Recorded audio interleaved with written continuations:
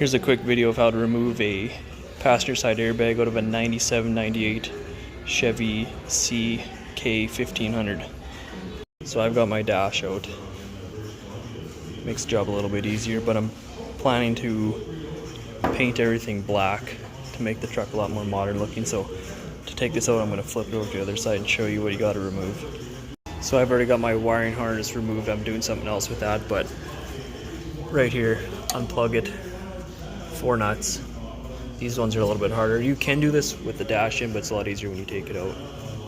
I do have a video of a dash removal on these trucks. You don't have to remove it completely, but you can just loosen it off and then tip it all forward, and then, you know, try and get a socket back there and remove, because those two are pushed pretty far in, so they're kind of hard to get to, but you can do it without removing the dash completely.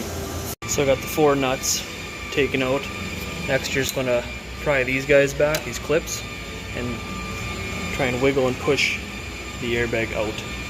So I have those clips folded back, and this airbag should just come out. Have it halfway out already. You just kind of wiggle it and tip it around.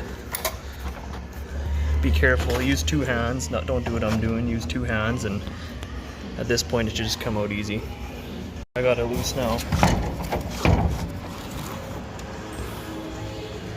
And that's how you take the passenger side airbag out of these old Chevy trucks. Thanks for watching.